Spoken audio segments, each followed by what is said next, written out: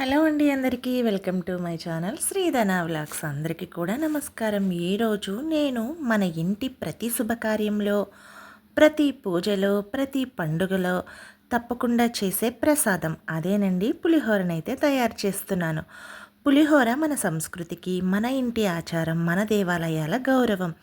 పసుపు అంటే శుభం కదా, పులుపు అంటే జీవితం ఇచ్చే అనుభవాలు. అలాగే అన్ని ఐటమ్స్ కలుపుతాం కదా, పోపులు, తాలింపు అంటే మనసుకి ఇచ్చే ఆనందం. ఇలా పులిహోరలో ఉన్న ప్రతి రుచి మన జీవితాన్ని పోలి ఉంటుంది. ఒకే గిన్నెలో ఎన్నో రుచులు కలిసినట్టుగా అలాగే మన జీవితం కూడా ఎన్నో భావాలతో నిండిపోతుంది. ఏమంటారు? ఈ పులిహోర అయితే సింపుల్ రెసిపీ కదా. యాక్చువల్లీ చేసేస్తాం. ఏ శుభకార్యమైనా, పూజ అయినా సరే మన ఇంట్లో ఫస్ట్ గుర్తొచ్చేసేది ఈ పులిహోరే కదా. మనం దేవునికి పులిహోర ఎందుకు పెడతామో, మన ఆలయంలో పులిహోరకి అంత ప్రాముఖ్యత ఉంది. మన ఆలయంలోనే కానివ్వండి, మన ఇళ్లలో కానివ్వండి, మన శుభకార్యాల్లో కానివ్వండి, అందులో ఉన్న శుద్ధి, అందులో ఉన్న శ్రద్ధ, ఆ రుచిలో కనిపించే మన భక్తి అన్నమాట. ఇవన్నీ కలిపినప్పుడు అది భోజనం అవ్వదండి, ప్రసాదం అవుతుంది. ప్రతి దేవాలయంలో, ప్రతి పండుగలో మొదటి గుర్తు ఈ పులిహోర.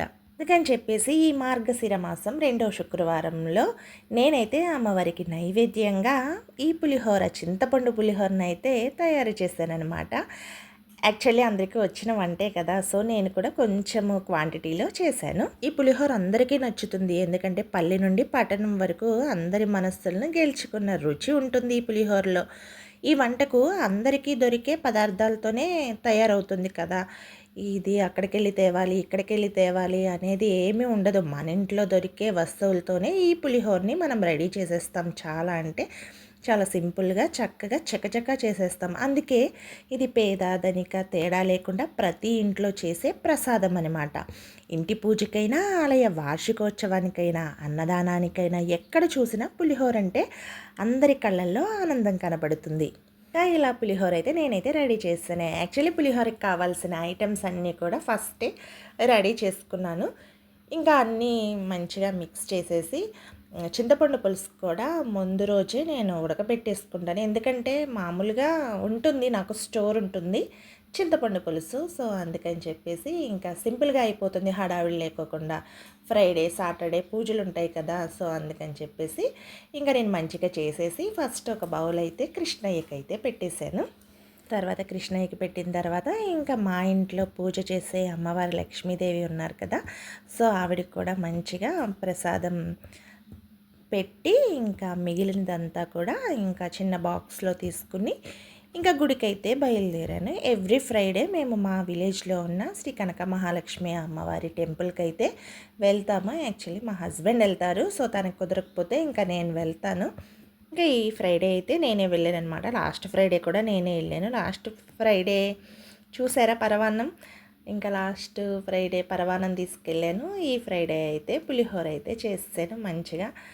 చాలా అంటే చాలా బాగుంది. ఫస్ట్ అయితే నేనైతే టేస్ట్ చెయ్యను, ఎందుకంటే దేవునికి కదా అని చెప్పేసి చెయ్యలేదు. ఇంకా ఇక్కడ పెట్టిన తర్వాత, ఇంట్లో పెట్టిన తర్వాత కృష్ణుడికి, లక్ష్మీదేవికి పెట్టాను కదా, సో అది టేస్ట్ చేశాను. పర్ఫెక్ట్గా వచ్చింది. ఇంకా తీసుకుని ఒక కవర్లో అయితే అన్ని పూజ కడికి సంబంధించినవన్నీ కూడా పెట్టేసుకుని మంచిగా వెళ్ళాను. ఇంకా వెళ్ళేసరికి అమ్మవారు అయితే మంచిగా అలంకరించి ఉన్నారు. మాకు నైట్ జ్యోతులు ఊరేగింపు జరిగిందనమాట. సో నేనైతే మిస్ అయ్యానులేండి, చూడలేదు. సో ఇంకా వేసారు, దండలు వేసారు. ఇంకా మార్నింగ్ కూడా వేసారు. ఇంకా నేను తీసుకువెళ్ళిన మాల అయితే అమ్మవారి మెడలో వేసేసాను.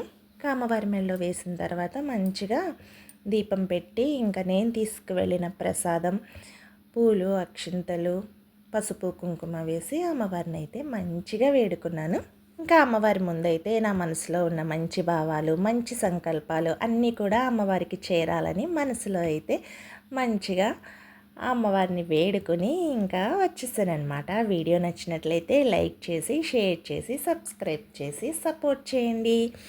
ఇంకా ఈ వీక్ అయితే ఈ పులిహోర, మళ్ళీ నెక్స్ట్ వీక్ మంచి ప్రసాదంతో శ్రీధన వ్లాగ్స్ అయితే ఉంటుందన్నమాట. మంచి సింపుల్ రెసిపీస్, ప్రసాదం రెసిపీస్ కావాలంటే శ్రీధన వ్లాగ్స్ని సబ్స్క్రైబ్ చేసి సపోర్ట్ చేయండి.